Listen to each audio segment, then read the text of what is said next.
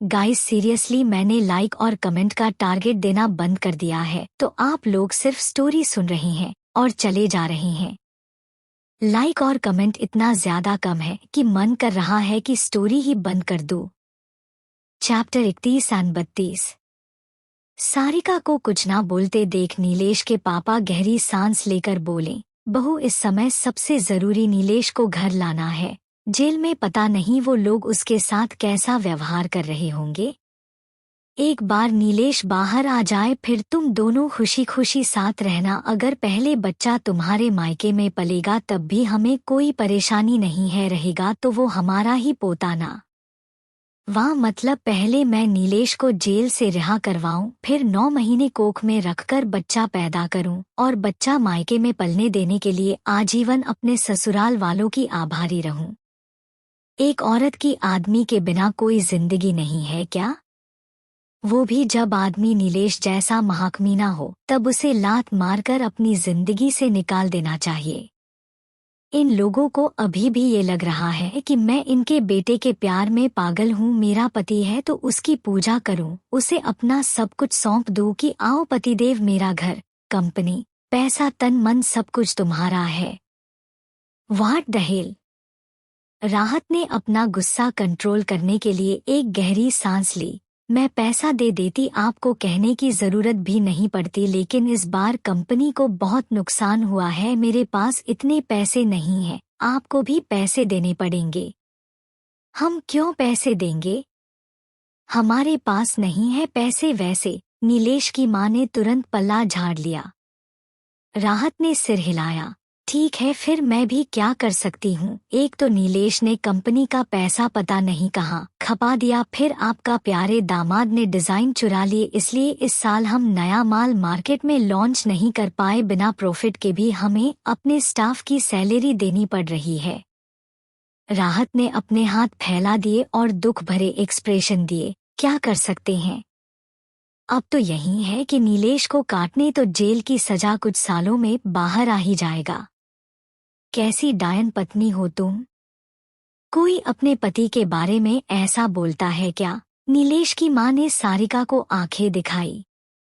राहत ने ध्यान से उन्हें देखा और महसूस किया वो पहले से काफी कमजोर लग रही है।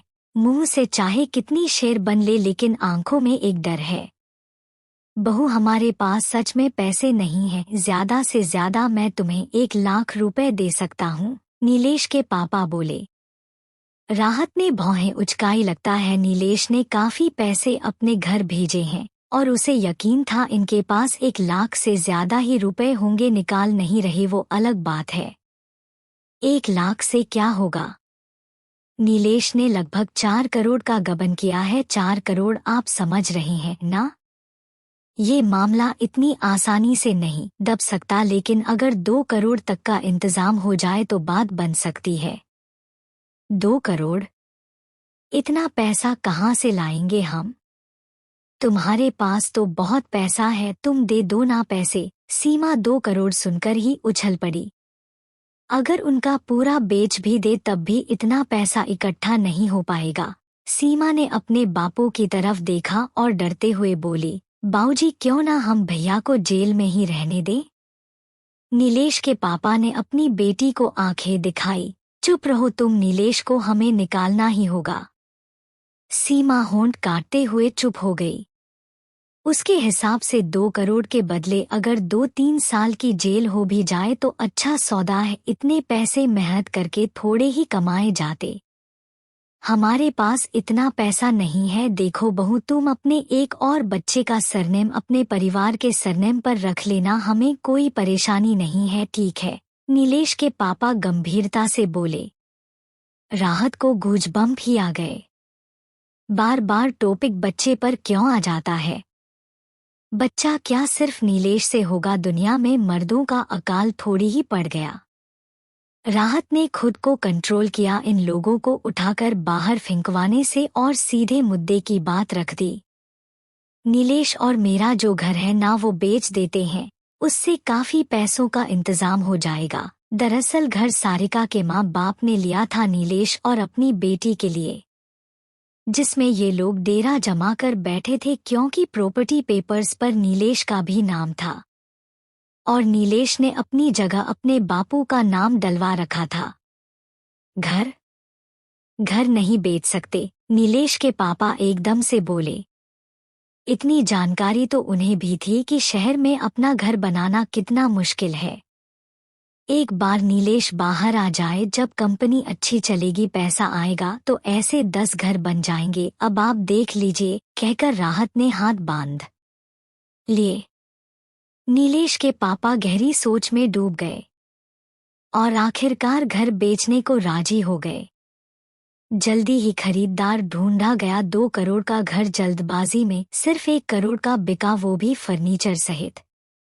ये सब राहत ने पहले से ही प्लान कर रखा था। वो खरीदार भी उसी का खरीदा हुआ था, तो आखिर में वो घर उसी के पास आ गया और इस बार उस पर सिर्फ सारिका का नाम था, नीलेश का या उसके परिवार का अब इस घर पर कोई अधिकार नहीं था। नीलेश ने 2 साल जिस घर के लिए इतनी चालबाजी की, वो घर अब उसके हाथ से निकल गया। राहत ने मुस्कुराते हुए प्रॉपर्टी पेपर्स लॉकर में रख दिए और वो हेवन स्ट्रीट वाला घर जो 2 करोड़ का था, वो तो ऑलरेडी सील हो चुका था और नीलेश के हाथ से जाने वाला था, क्योंकि वो घर उसने कंपनी से चोरी किए पैसों से खरीदा था। Chapter 33 and 34। नीलेश की मां घर का फर्नीचर, महंगा सामान समेटकर ले जाना चाहती थी, लेकिन नीलेश के पापा ने उन्हें डांट दिया। पागलों जैसी हरकतें मत करो, ये सब अब हमारा नहीं है। नीलेश की मां की आंखें लाल हो गई। इतना बड़ा घर यूं ही छोड़ते हुए नीलेश के परिवार ने किराए पर एक कमरा ले लिया। एक बार नीलेश बाहर निकल जाए, फिर वो गांव चले जाएंगे। कोर्ट की सुनवाई में बस अब 1 दिन बाकी था। 1 दिन पहले ही राहत नीलेश से मिलने जेल पहुंची। नीलेश सिर झुकाए बेंच पर बैठा था। उसने कैदियों वाले कपड़े पहने थे। उसके बाद जो हमेशा सलीके से सेट रहते थे, अब अस्त व्यस्त हो चुके थे। वो किसी कैद हुए जानवर की तरह लग रहा था। सारिका को देखते ही नीलेश उत्तेजित हो गया और तुरंत उसके पास आया। उसकी आंखें और भी लाल हो गई। सरू, कहाँ थी तुम? अब मुझसे मिलने आई हो? तुम्हारे जाने के बाद कंपनी बिल्कुल बिखर गई थी। मैं सब कुछ संभालने में इतनी बिजी थी कि सांस लेने की भी फुर्सत नहीं मिली। राहत गहरी सांस लेते हुए बोली, कैसे हो तुम? सरू, मेरी बात सुनो। हेवन स्ट्रीट वाला घर वो मैंने तुम्हारे लिए खरीदा था। मैं तुम्हें सरप्राइज देना चाहता था, इसलिए तुम्हें बताया नहीं। राहत के दिल में नीलेश के लिए सिर्फ एक शब्द था, निहायती बेशर्म। सारिका को कुछ ना बोलता देख नीलेश पैनिक हो गया। सरू, तुम्हें मुझ पर विश्वास करना होगा। पर पुलिस बता रही थी उस घर में तुम्हारी सेक्रेटरी चांदनी रह रही थी। क्या सच में तुमने वो घर मेरे लिए ही खरीदा था? राहत ने सैड फेस बनाकर पूछा। नीलेश को जैसे झटका सा लगा। कुछ देर वो चुप रहा, फिर धीरे से बोला, ये सब तुम्हारे डैड ने किया है ना? तुम्हारे डैड ही अकाउंट्स बुक चेक कर रहे थे। जेल में बैठे बैठे नीलेश ने बहुत सोचा और बस एक ही नतीजे पर पहुंचा, उसे जेल सारिका के बाप ने ही करवाई है। वो बुढ़ा ही सबके पीछे है, तभी पुलिस के पास पक्के सबूत है और वो बुढ़ा अभी तक उसे बचाने नहीं आया, जबकि वो उसका दामाद है। नीलेश को लगा था अगर उसके ससुर को कुछ पता भी चल गया तब भी वो कुछ नहीं करेगा, क्योंकि सारिका उसके प्यार में पागल है। पर अब नीलेश का ये भ्रम भी टूटने लगा था। सरू, मैं इट्स ओके नीलेश, मैं तुम्हें फिर भी बाहर निकालना चाहती हूँ। नीलेश के चेहरे पर खुशी की लहर दौड़ गई। तुम्हें बाहर निकालने के लिए मैंने हमारा वेडिंग होम बेच दिया। क्या? नीलेश की आंखें हैरानी से फैल गई। तुम ऐसा कैसे कर सकती हो? वो हमारा वेडिंग होम था। कुछ देर सारिका को घूरकर अचानक नीलेश हंसने लगा, एक कड़वी हंसी। तुमने जानबूझकर ये सब किया ना? जानबूझकर? तुम्हारा मतलब क्या है? तुम्हारे पापा ने ही तो पेपर्स पर साइन किए हैं। सारिका आंखें बड़ी करके बोली और नीलेश लड़खड़ाकर 2 कदम पीछे हो गया। उसके चेहरे का रंग उतर गया। अब उसके पास कुछ नहीं बचा था, कुछ नहीं। कितने का बेचा? नीलेश थकी सी आवाज में बोला। मन ही मन राहत हंसी। अभी भी इसे पैसों की पड़ी है। राहत ने एक उंगली दिखाई दी, जिसे देखते ही नीलेश उछल पड़ा। 1 करोड़? तुम पागल हो गई हो? 3 करोड़ का घर 1 करोड़ में बेच दिया, वो भी बिना मुझसे पूछे? मैं तुम्हें बचाना चाहती थी, राहत साथ झुकाकर बोली। बचाना चाहती थी? नीलेश बुदबुदाया और फिर हंसा और उसकी हंसी तेज होती चली गई जैसे वो पागल हो गया हो। नीलेश से अच्छा कौन जान सकता था सारिका के बाप के पास कितना पैसा है। क्या उन्हें घर बेचने की जरूरत थी? जरूर ये उस बुढ़े की चाल है, मुझे जेल भेजकर मेरा सारा माल हड़पना चाहता है। कुछ भी हो, ऐसे समय में सिर्फ सारिका ही उसकी उम्मीद थी। नीलेश बार बार सारिका को आई लव यू कहने लगा। मिलने का समय खत्म हो चुका था। राहत के होंठों पर डेविल स्माइल आ गई। यही दर्द देखने के लिए तो कितना इंतजार करना पड़ा। चैप्टर 35 और 36। नीलेश से मिलने के बाद राहत इंस्पेक्टर से मिली और उन्होंने बताया चांदनी के पास जो अब तक का नीलेश का गिफ्ट दिया हुआ माल बरामद हुआ है। महंगे डायमंड सेट, ज्वेलरी, ब्रांडेड कपड़े, heels, expensive makeup, luxury bags, imported perfume, सब कुछ मिलाकर लगभग 50 लाख रुपए की कीमत का है। नीलेश ने 4 करोड़ से ज्यादा पैसे गैरकानूनी तरीके से हड़पे थे। नीलेश गुप्ता फैमिली का एक एक कतरा खून चूसना चाहता था। सोचकर ही राहत का दिल जल उठा। इन दोनों को इतनी आसानी से नहीं छोड़ना है, अभी तो और ऐसे केस ठोकूंगी कि जिंदगी भर जेल में सड़ेंगे। अगले दिन कोर्ट सेशन था। राहत भी तैयार होकर कोर्ट पहुंच गई। नीलेश का पूरा परिवार भी आया था। जब उन्होंने सारिका को देखा वो उसे खा जाने वाली नजरों से घूरने लगे, जिसे राहत ने पूरी तरह इग्नोर कर दिया और जाकर अपनी जगह बैठ गई। कुछ ही देर में पुलिस नीलेश को लेकर आई और उसे कटघरे में खड़ा कर दिया। नीलेश इस समय ऐसा लग रहा था जैसा दुनिया का अंत हो गया हो। जब नीलेश की मां ने उसे इस तरह देखा वो सारिका को लाल आंखों से घूरने लगी। नीलेश के खिलाफ पक्के सबूत थे, लेकिन फिर भी उसे सजा दिलाने के लिए कोर्ट की सुनवाई जरूरी थी। सारिका के वकील ने नीलेश के खिलाफ सारे सबूत जज के सामने रखे। कैसे नीलेश ने 2 सालों तक पैसों की हेरा फेरी की और अपने साथ बाकी डायरेक्टर को भी मिला लिया, लेकिन सबका हेड नीलेश ही था। नीलेश बिल्कुल चुपचाप सिर झुकाए खड़ा रहा, जैसे उसका अपनी किस्मत से भरोसा उठ चुका है। फिर बारी थी गवाही की। नीलेश को कड़ी सजा दिलाने के लिए उसके खिलाफ गवाही चाहिए थी। नीलेश के भी कान खड़े हो गए और राहत भी सोच रही थी कौन है वो गवाह। पुलिस चांदनी को कटघरे में ले आई। ये देखकर नीलेश की आंखें हैरानी से फैल गई, वहीं राहत के होंठों पर व्यंग्यात्मक मुस्कान आ गई। हो गया प्यार खत्म? चांदनी बहुत घबराई हुई लग रही थी। जब उसकी नजरें नीलेश की नजरों से मिली तो उसने तुरंत नजरें फेर ली। चांदनी जानती थी नीलेश के खिलाफ जाकर वो उसे धोखा दे रही है, लेकिन उसके पास कोई दूसरा रास्ता नहीं बचा था। अपनी सजा कम करवाने के लिए उसे ये करना ही पड़ा। अगर वो ज्यादा समय जेल में रही तो वैसे ही 30 से ऊपर हो जाएगी, फिर कौन उससे शादी करेगा। नीलेश के साथ तो वैसे भी उसका कोई भविष्य नहीं बचा था। उन दोनों का साथ होना अब नामुमकिन था। और नीलेश के पास तो वैसे भी सारिका है उसे बचाने के लिए, लेकिन उसके पास उसके अपने माँ बाप ने उससे मुंह फेर लिया है। उसे तो खुद ही अपने भविष्य के बारे में सोचना पड़ेगा। बताइए क्या कहना चाहती है आप? जज ने चांदनी से पूछा।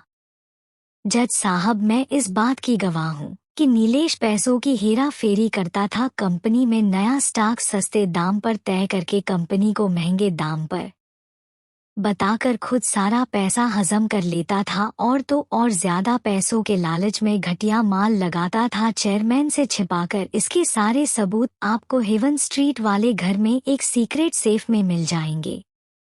आप ये सब इतना यकीन से कैसे कह सकती है? जज ने पूछा। चांदनी ने अपने होंठ भींच लिए और धीरे से बोली, क्योंकि मैं नीलेश की मिस्ट्रेस हूँ, मुझे वो सब कुछ बताता था। नीलेश की आंखें गुस्से में लाल हो गई और इससे पहले कोई कुछ समझ पाता वो सीधे कटघरे की रेलिंग से कूदा और चांदनी की गर्दन दबोच ली। तूने मुझे धोखा दिया, यू स्लट।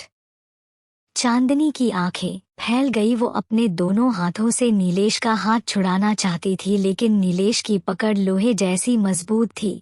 पुलिस वाले भी नीलेश को चांदनी से अलग करने लगे। उन्होंने नीलेश को दूर घसीटा, जाते जाते भी नीलेश चांदनी को लाते मारने की कोशिश कर रहा था। उसकी आंखें पूरी तरह लाल हो चुकी थी। चांदनी नीचे बैठकर जोर जोर से सांसें ले रही थी। उसका चेहरा लाल पड़ गया था। कोर्ट की मर्यादा को बनाए रखिए, जज ने सख्ती से कहा और चांदनी को पुलिस वापस ले गई। नीलेश अब और ज्यादा हताश लग रहा था, जैसे उसके अंदर से सारी जीवन शक्ति निचोड़ ली हो। राहत ये सब एक मुस्कान के साथ देख रही थी। चांदनी के फैसले से वो हैरान नहीं थी। जो रिश्ता बना ही स्वार्थ पर हो, वो स्वार्थ खत्म होते ही खुद खत्म हो जाता है। ऐसे रिश्ते का कोई अस्तित्व नहीं होता। चुड़ैल डायन मेरे बेटे को फंसा दिया, मैं जान ले लूंगी इसकी। नीलेश की मां चांदनी को गालियां देने लगी। अगर नीलेश के पापा उन्हें नहीं रोकते तो वो अब तक चांदनी पर झपट चुकी होती। नीलेश के पापा ने सारिका को देखा। उनकी नजरें साफ कह रही थी कि वो चाहते थे सारिका उनके बेटे को बचा ले। उनके चेहरे का रंग उड़ गया था, माथे पर पसीना था। बात यहाँ तक पहुँच जाएगी ये उन्होंने सोचा नहीं था। मन ही मन वो अपने अय्याश बेटे को भी कोस रहे थे। चैप्टर 37-38। नीलेश के परिवार को भी आज ही पता चला था कि नीलेश ने मिस्ट्रेस भी रख रखी है, लेकिन उनके हिसाब से अगर ये लड़की उनके बेटे की मिस्ट्रेस थी तो उसे नीलेश के खिलाफ मुंह ही नहीं खोलना चाहिए था। यहाँ पर भी उन्हें अपनी बहू की चिंता नहीं थी कि अपने पति का अफेयर जानकर सारिका पर क्या गुजरेगी। राहत मुस्कुराई। इस परिवार में सबकी अहमियत है सिवाय घर की बहू के। बहू को अपने देवर देवरानी की चिंता करनी है, अपने सास ससुर की चिंता करनी है, अपने पति को परमेश्वर समझना है, लेकिन बहू पैर की जूती बराबर है। सुनवाई अभी भी चल रही थी। नीलेश के खिलाफ पक्के सबूत और गवाह मिलने पर उसे गबन के आरोप में 10 साल की सजा हुई और साथ ही गबन के पैसों से खरीदी गई सारी संपत्ति जब्त कर ली गई। चांदनी को भी नीलेश का साथ देने के आरोप में 3 साल की सजा हुई, लेकिन क्योंकि उसने नीलेश के खिलाफ गवाही देकर पुलिस का साथ दिया, इसलिए उसकी सजा 1 साल कम करके 2 साल कर दी गई। नहीं, ये नहीं हो सकता, ये गलत है। मेरे बेटे ने अपने ही पैसे लिए थे, ये चोरी नहीं है। नीलेश की मां उठकर चिल्लाने लगी। उनके हिसाब से गुप्ता फैमिली पर उनका अधिकार था, उनके पैसों पर उनका अधिकार था। पूरी कंपनी ही आखिर में उनके बेटे को मिलनी थी। फिर थोड़े से पैसों के पीछे नीलेश को जेल क्यों भेज रहे हैं? अगर आपने फिर कोर्ट की सुनवाई में दखलंदाजी की तो आपको बाहर भेज दिया जाएगा, जज ने सख्ती से कहा।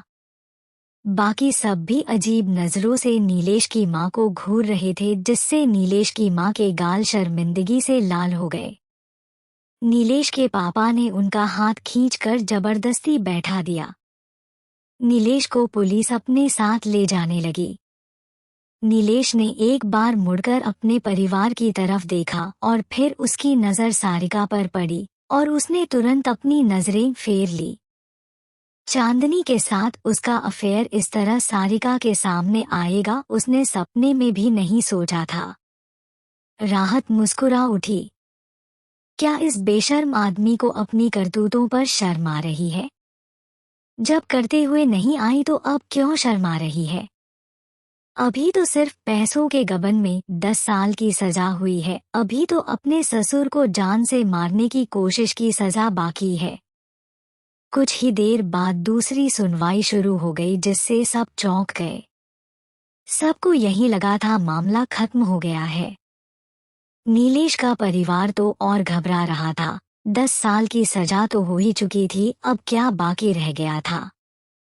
नीलेश को जब दोबारा कटघरे में लाया गया, उसका चेहरा पीला पड़ गया था। उसने सारिका की तरफ देखा, लेकिन सारिका के इंडिफरेंट एक्सप्रेशन देखकर उसे कुछ एहसास सा हुआ और फिर उसने अपनी नजरें फेर ली।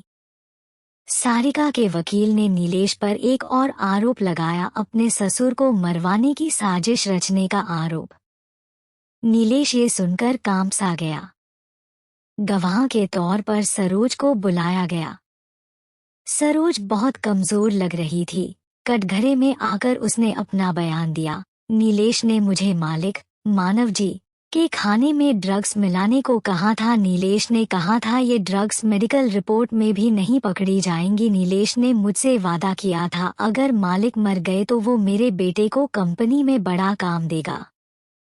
मुझे लालच आ गया, मैं एक नौकरानी हूँ। मेरे बेटे के अच्छे भविष्य के लिए मैंने नीलेश की बात मान ली। सरोज ने सिर झुका लिया। उसने देखा था कैसे नीलेश, जो गांव से आया था, जिसके पास 1 रुपया नहीं था, सारिका से शादी करके कैसे कंपनी का डायरेक्टर बन गया था।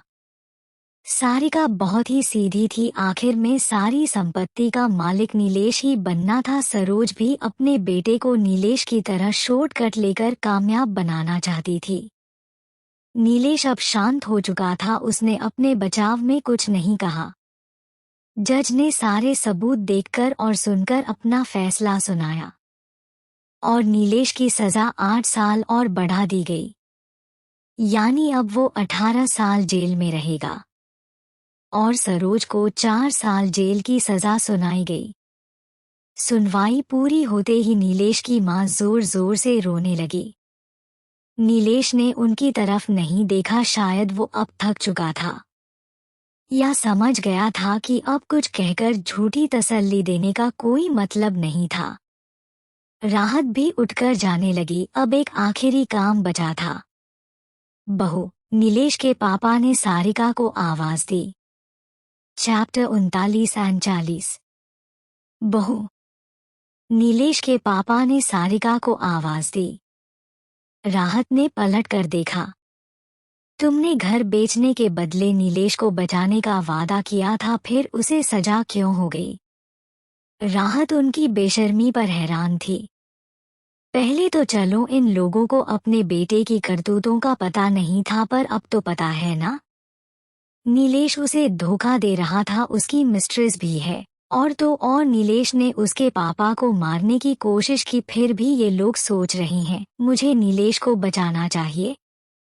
मैंने पैसे ले देकर कोशिश की थी, लेकिन नीलेश के खिलाफ सबूत बहुत पक्के थे, कहकर राहत जाने लगी। नीलेश के पापा का चेहरा पीला पड़ गया। अभी राहत 2 कदम आगे बढ़ी नहीं थी कि नीलेश की बहन सीमा ने कसकर उसका हाथ पकड़ लिया। घर बेचकर जो 1 करोड़ रुपए मिले थे वो कहाँ है? उस घर पर मेरे भैया का भी हिस्सा था, तुम्हें वो पैसे आधे आधे बांटने होंगे, जल्दी से हमारा हिस्सा हमें दे दो। राहत के होंठ सिकुड़ गए। भाई को अभी अभी 18 साल की जेल हुई है, लेकिन इसे पैसों की पड़ी है।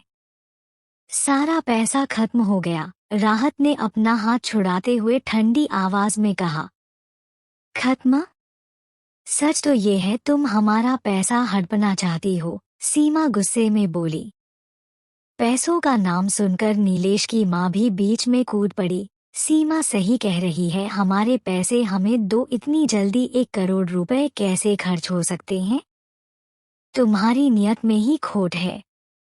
वो घर मेरे माँ बाप ने अपने पैसों से ले लिया था, तो घर को बेचने के बाद जितने पैसे मिले उन पर भी मेरा हक है। किसी को ज्यादा परेशानी है तो पुलिस में जाओ, कहकर राहत चली गई।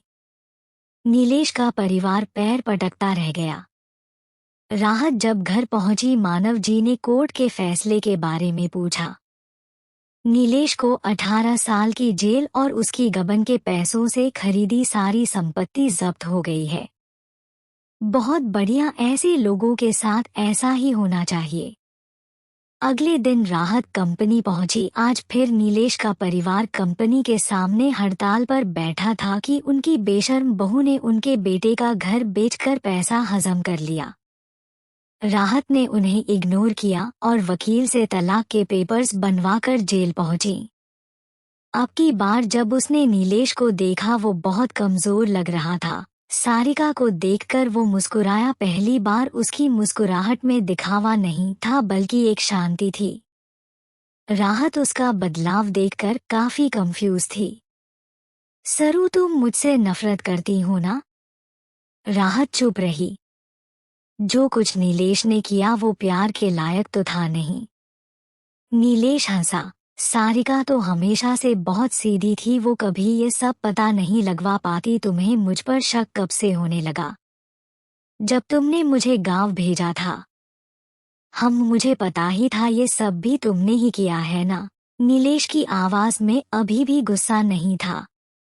राहत ने सीधे अपने बैग से तलाक के पेपर्स निकालकर नीलेश के सामने कर दिए। इन पर साइन कर दो, नहीं तो मुझे पुलिस की मदद लेनी होगी। नीलेश तलाक के पेपर्स देखकर भी हैरान नहीं हुआ। उसने राहत के हाथ से पेन लिया और साइन कर दिए। अब बारी राहत की थी हैरान होने की। नीलेश इतनी आसानी से तलाक के लिए मान जाएगा, ये शॉकिंग था। उसने तो चांदनी और नीलेश का वीडियो भी तैयार रखा था नीलेश को दिखाने के लिए। इस सबूत से तलाक तो उसे हर हाल में मिल ही जाता। राहत तलाक के पेपर्स बैग में रखकर जाने लगी। सरू, 2 मिनट मुझसे बात कर सकती है? फिर तो शायद हम कभी नहीं मिलेंगे। हमारे बीच बात करने को कुछ बचा नहीं है। क्या तुम जानना नहीं चाहोगी मैंने तुम्हारे साथ ऐसा क्यों किया? राहत चुपचाप वापस वहां खड़ी हो गई। अगर मैं कहूं मैं तुमसे प्यार करता हूं तो तुम मुझ पर यकीन करोगी? राहत ने नीलेश को ऐसे देखा जैसे वो पागल हो गया है। प्यार का मतलब किसी को मारना होता है क्या? मुझे पता है तुम मेरा यकीन नहीं करोगी। बचपन से मेरे ऊपर अपने पूरे परिवार की जिम्मेदारी थी। पीढ़ियों से चली आ रही गरीबी को खत्म करने की जिम्मेदारी थी मेरे ऊपर। इसलिए पापा ने मुझे पढ़ाया, गांव से बाहर शहर पढ़ने के लिए भेजा। मैंने सफलता हासिल भी कर ली, लेकिन फिर भी सब यही कहते थे मेरी सफलता का कारण मेरी अमीर पत्नी है। ये सच ही तो है, राहत बोली। मैं जानता हूँ, तभी तो मैं इस सच को हमेशा के लिए मिटा देना चाहता था। राहत, सच कहूँ तो पूरी जिंदगी मैं बोझ तले ही जिया हूँ, कभी खुलकर सांस नहीं ले पाया। लेकिन तुम बहुत पवित्र और मासूम हो। मैं सच में तुम्हें पसंद करता था सरू। I love you. राहत के दिल में एक दर्द सा उठा, एक गुस्से भरा दर्द, प्यार के नाम पर दिए धोखे का दर्द। ये शायद असली सारिका की भावनाएं थी। राहत ने गहरी सांस लेकर खुद को शांत किया और बोली, और चांदनी उससे प्यार नहीं करते थे? चांदनी? नीलेश हंसा। चांदनी में मैं अपना अक्स देखता था, वो भी मेरी तरह लालची थी ना। लेकिन अब मैं समझा हूँ, मैं उसे पसंद नहीं करता था।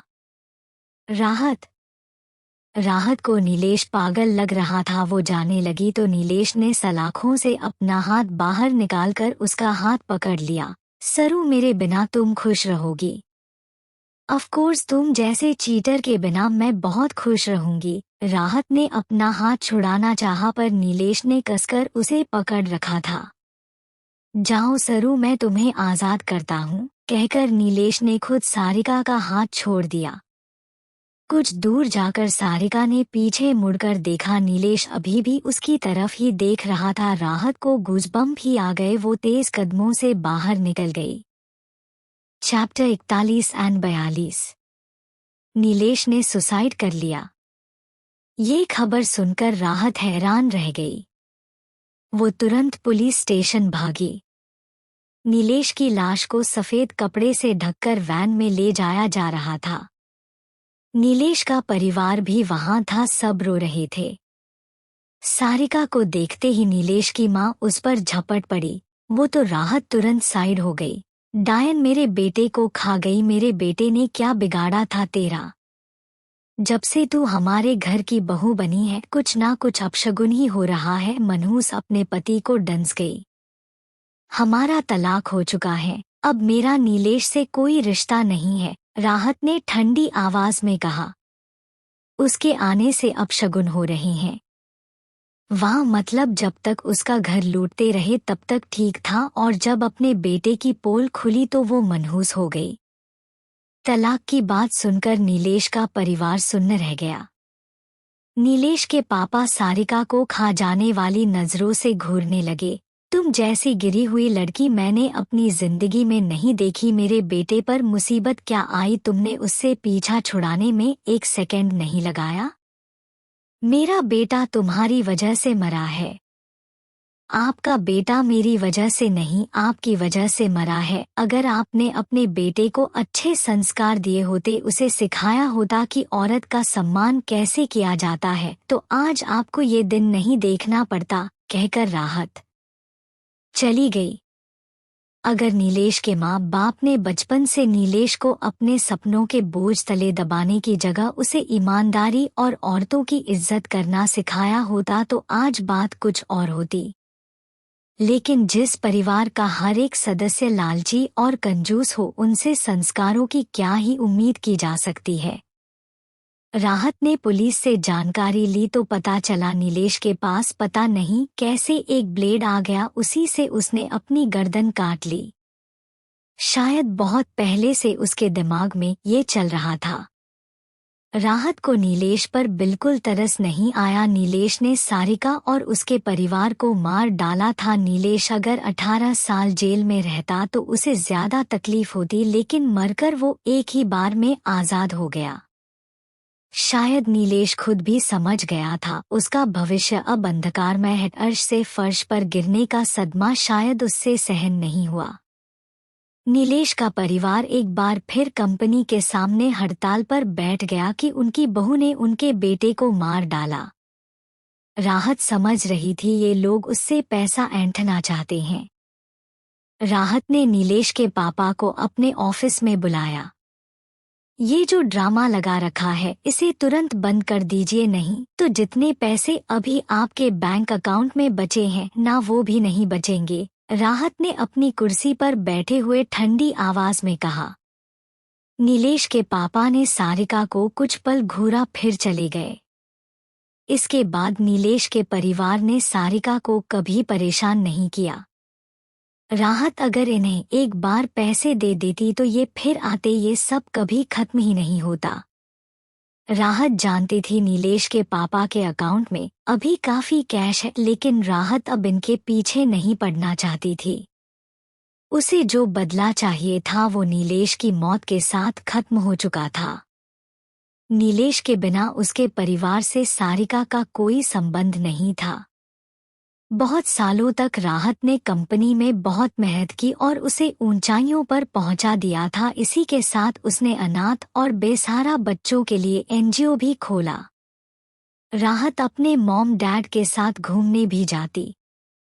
उन्होंने कई बार उससे दूसरी शादी करने को कहा, पर राहत के दिल में किसी को देखकर हलचल ही नहीं हुई और बिना प्यार के वो शादी जैसे पवित्र बंधन में नहीं बंधना चाहती थी। 20 साल बाद एक दिन सारिका का कंपनी से घर के रास्ते में एक्सीडेंट हो गया और वो मर गई। उसके जाने के बाद उसके एनजीओ सारिका आश्रम के बच्चे, जो आज कोई डॉक्टर था, कोई इंजीनियर, कोई काबिल वकील, सबने मानव जी और मधु जी को बच्चों की कमी महसूस नहीं होने दी। एक नवजात बच्चे को राहत ने गोद लिया था और उसका नाम संस्कार रखा था। आज वही गुप्ता कंपनी का सीईओ था, एक काबिल बिजनेसमैन। मानव और मधु जी की एक बेटी ने ही बहुत बड़ा परिवार खड़ा कर दिया था। उन दोनों को अपनी बेटी पर फक्र था। उन्होंने कभी खुद को अकेला महसूस नहीं किया। Chapter 43 and 44। राहत को अपना शरीर बहुत हल्का महसूस हो रहा था, जैसे वो कोई ऊर्जा हो। उसके दिमाग में बस यही चल रहा था, क्या फिर उसका किसी के शरीर में जन्म होगा? कब खत्म होगा ये सिलसिला? कब उसे अपनी जिंदगी मिलेगी? राहत राहत ने अपनी आंखें खोलकर इधर उधर देखा, लेकिन चारों ओर सिर्फ सफेद धुंध थी, कुछ भी दिखाई नहीं दे रहा था। उसका शरीर वो भी हवा में था, और शरीर नहीं, वो तो सिर्फ एक आत्मा थी। वो खुद भी नहीं छू पा रही थी, उसका हाथ अपने हाथ के आर पार हो रहा था। वसुंधरा और सारिका तुम्हारे ही पिछले जन्म थे, वो आवाज फिर से आई। राहत चौंक गई। व्हाट? लेकिन ऐसा कैसे पॉसिबल है? वसुंधरा और सारिका मेरे ही जन्म थे। हाँ, वो तुम ही थी, वो तुम्हारी ही अधूरी इच्छाएं थी जिन्हें तुमने पूरा किया। पर मैं इतनी बेवकूफ कैसे हो सकती हूँ? अक्ल आने के बाद सबको यही लगता है। तुम जो कोई भी हो, मुझे अभी ये सब क्यों बता रही हो? क्या इस बार भी मैं किसी जन्म का बदला लेने वाली हूँ? कितने साल जिंदा रहूंगी मैं? 10 साल? 20 साल? राहत चिढ़कर बोली। ये जन्म ही तुम्हारा असली जन्म है, जिसमें तुम जी रही थी। मैंने तुम्हें तुम्हारे पिछले जन्मों की याद दिलाई ताकि तुम समझदार बन सको। राहत को तो झटके पर झटके लग रहे थे। वो ही राहत है जो पूरी जिंदगी हॉस्पिटल के बेड पर पड़ी रही और फिर मर गई। वो ही वसुंधरा है, समरवीर को प्यार करना, उसके चक्कर में सुसाइड करना। वो ही सारिका है जिसने नीलेश जैसे कमीने आदमी पर भरोसा करके अपना जीवन बर्बाद कर लिया। मतलब अब तक जो वो वसुंधरा और सारिका को बेवकूफ कम बुद्धि समझती थी, वो खुद ही थी। और अब उसकी करंट लाइफ भी है, उसमें भी वो बेवकूफ ही होगी। राहत का खुद को थप्पड़ मारने का मन कर रहा था। तुम मेरी मदद क्यों कर रही हो? बहुत देर बाद कुछ संभलकर राहत बोली। क्योंकि तुम्हारे फैसले गलत थे, लेकिन तुम्हारा मन साफ है।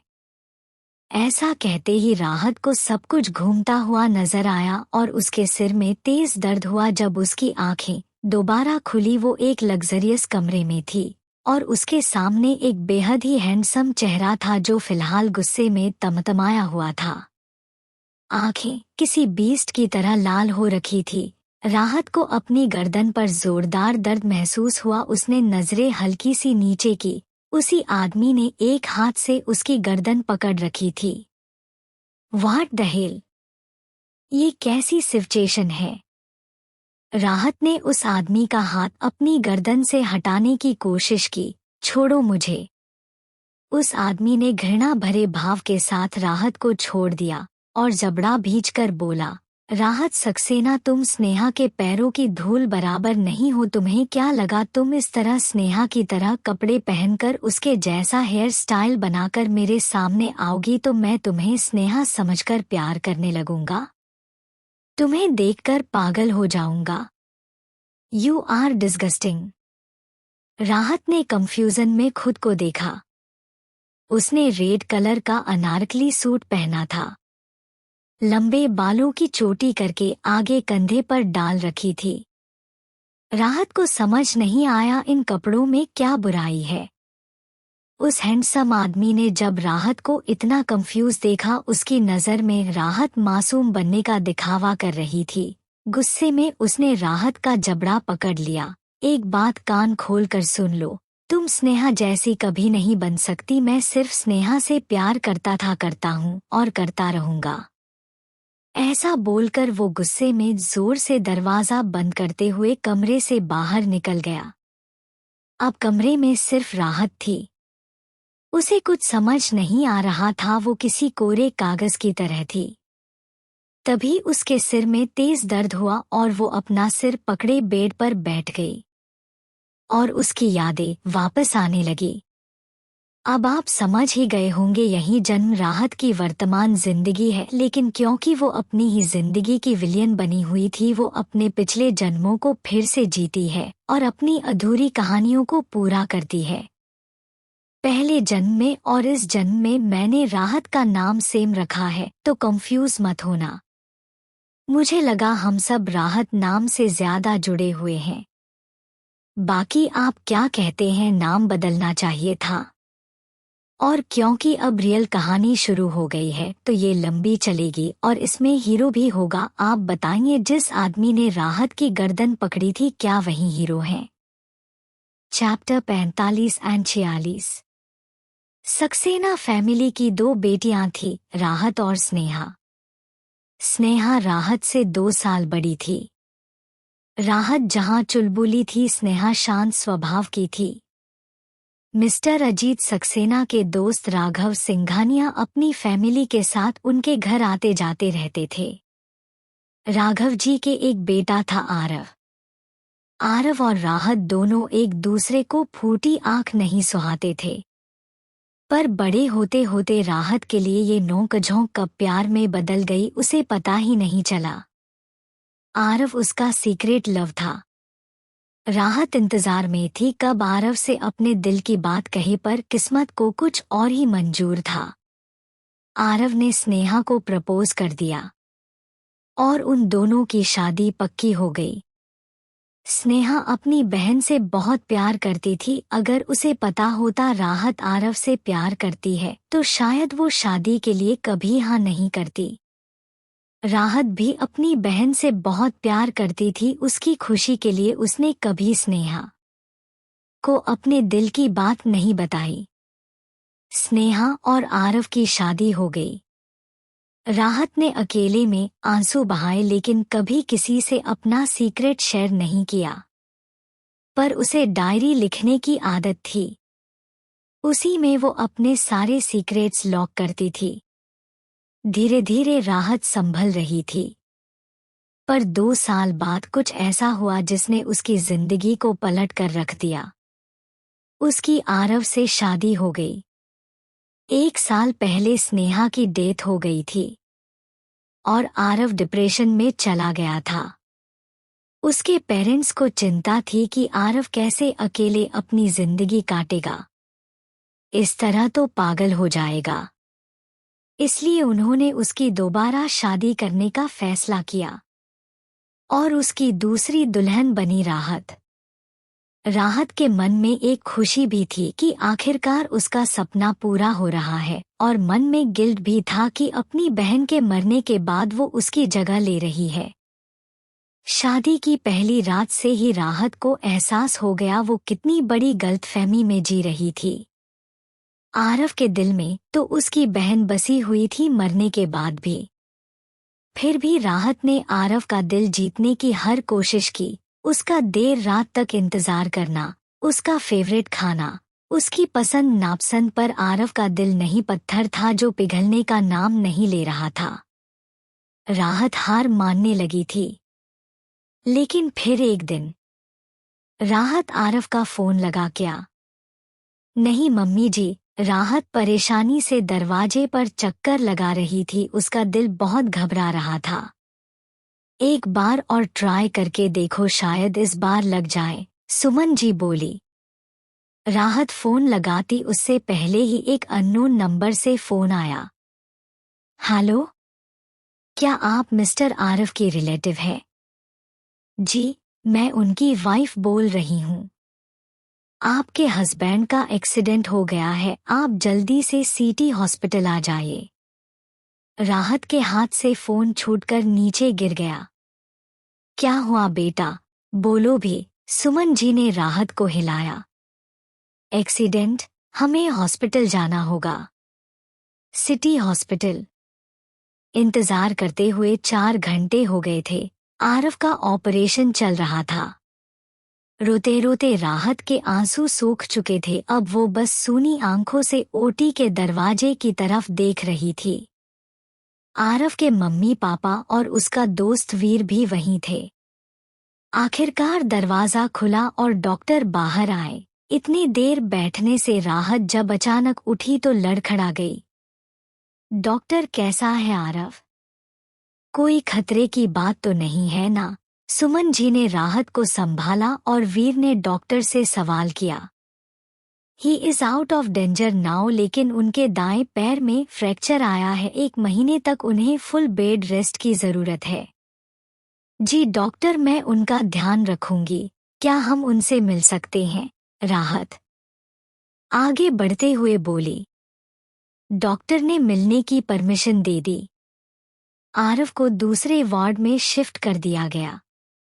अभी भी वो बेहोश था। डॉक्टर ने कहा सुबह तक उसे होश आ जाएगा। राहत बेटा तुम घर जाकर आराम कर लो, हम रुकते हैं यहाँ। सुमन जी राहत की थकी हुई लाल आंखें देखकर बोली। रात के 2 बज रहे थे। नहीं मम्मी जी, मैं यहीं रुकना चाहती हूँ। ठीक है बेटा, कोई ज़रूरत है तो बस एक बार फ़ोन कर देना। हम अब वार्ड में सिर्फ आरव और राहत थे। आरव तो बेहोश ही था। राहत उठी और आरव का माथा चूम लिया। आई लव यू आरव, तुम मुझे छोड़कर नहीं जा सकते, मैं जाने ही नहीं दूंगी, कहकर राहत मुस्कुरा दी। सुबह 6 बजे आरव को होश आया। उसकी उंगलियों में हरकत हुई, जिससे राहत जो उसका हाथ पकड़कर बेड पर सिर रखे सो गई थी, एकदम से उठ गई। आरव आरव ने धीरे से आंखें खोली। उसे एकदम से थोड़ा धुंधला नजर आया था और उसके मुंह से निकल गया, स्नेहा। राहत पर तो जैसे घड़ों पानी पड़ गया। उसने एकदम से आरव का हाथ छोड़ दिया और पलट गई। स्नेहा, आरव अभी भी पूरी तरह जागा नहीं था शायद। तुम्हें जानकर दुख होगा, मैं स्नेहा नहीं राहत हूँ। मैं डॉक्टर को बुलाकर लाती हूँ, कहकर राहत तुरंत वहां से निकल गई और आरव पूरी तरह होश में आ गया।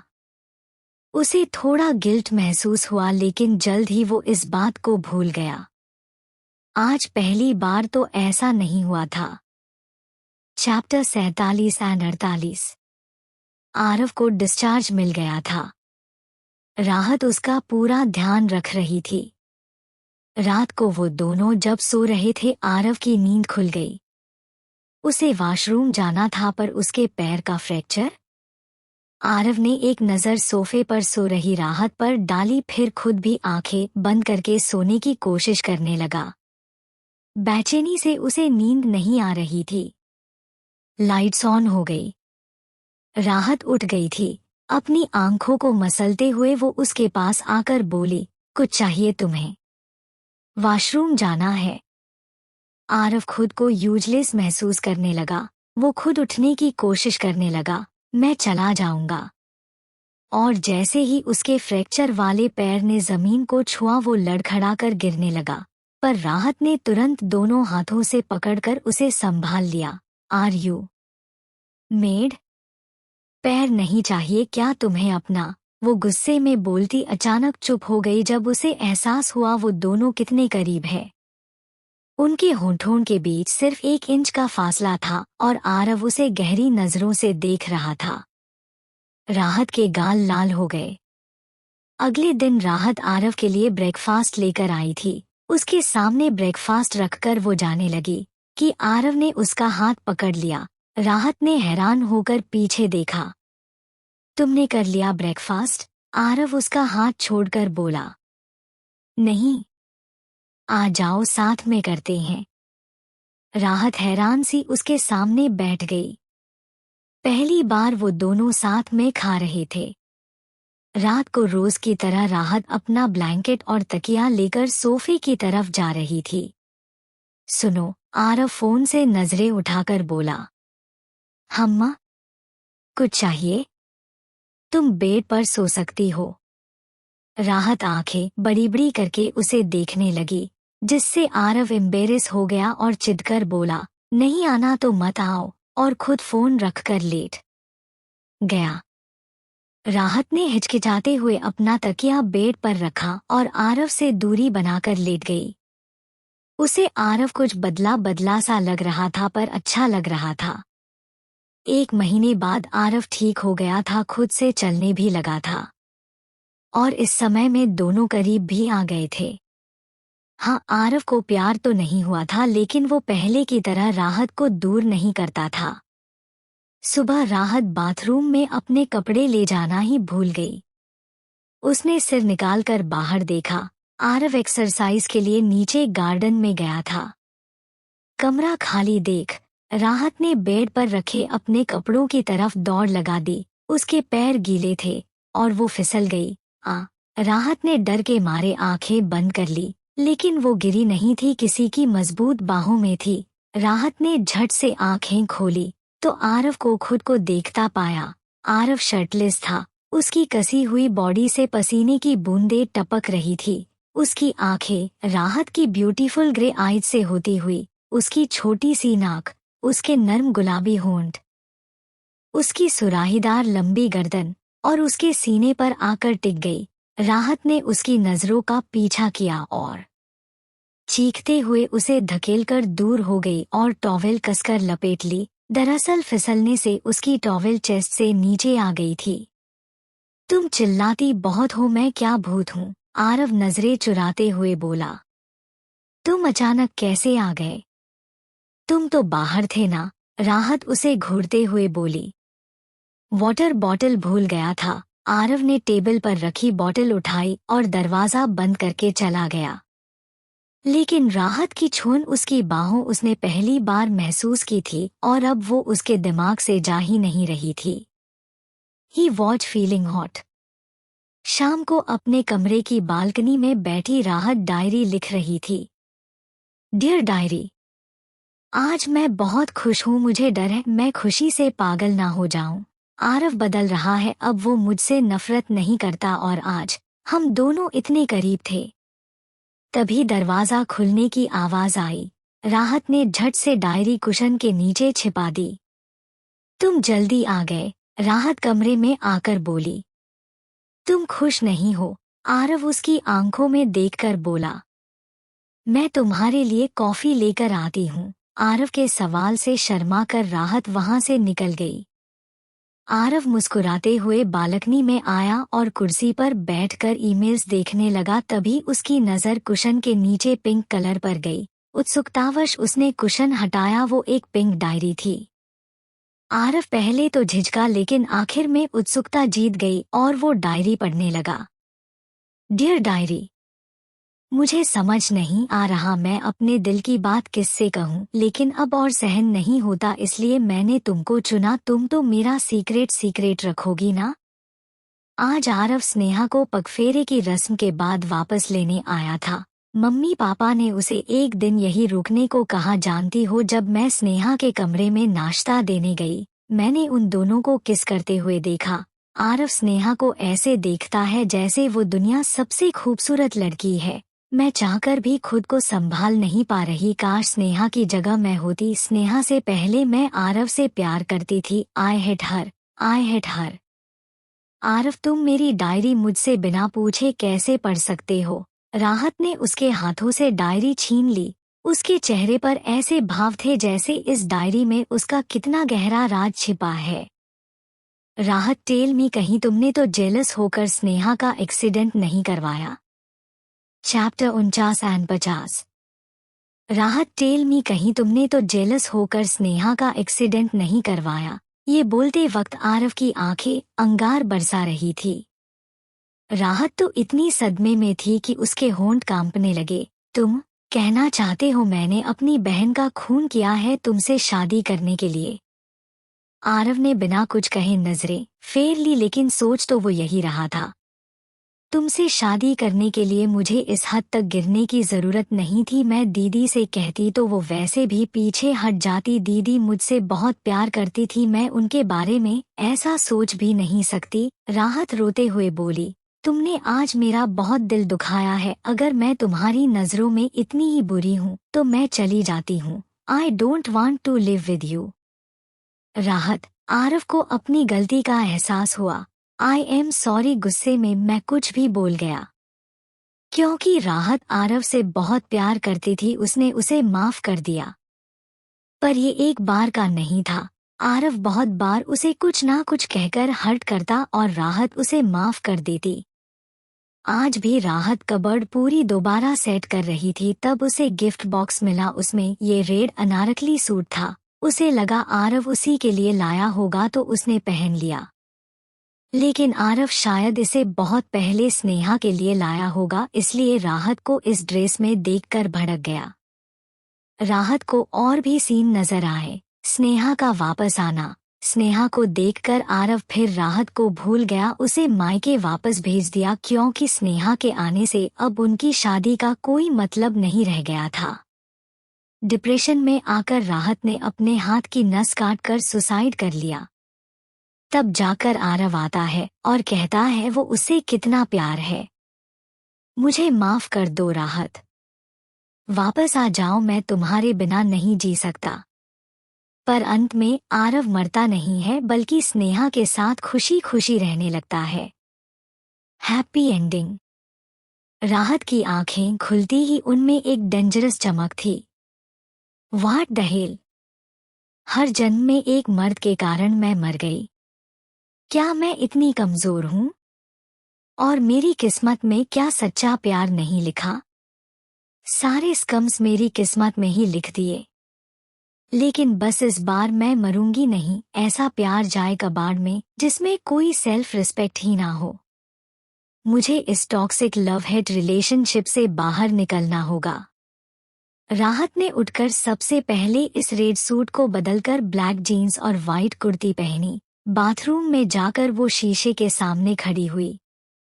वो बेहद खूबसूरत थी, अपनी बहन स्नेहा से भी ज्यादा, एकदम बार्बी डॉल की तरह। फिर भी आरव को वो पसंद नहीं आई। It's okay, I am free now, सोचकर राहत ने अपनी मांग का सिंदूर मिटा दिया, गले से मंगलसूत्र भी उतार दिया और माथे से बिंदी भी। राहत ने सेटिस्फैक्शन में खुद को देखकर सिर हिलाया। अब लग रही हूं मैं सिंगल। राहत, आरव ने बाहर से आवाज दी। राहत बाहर आई तो आरव उसे देखकर चौंक गया। ये क्या हाल बना रखा है अपना?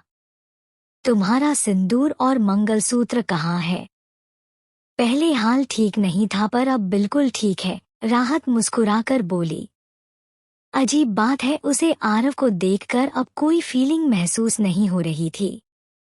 राहत, आई एम सॉरी, मुझे इस तरह तुम पर चिल्लाना नहीं चाहिए था। वो ड्रेस में स्नेहा के लिए लाए थे यही ना? राहत उसकी बात को पूरा करते हुए बोली।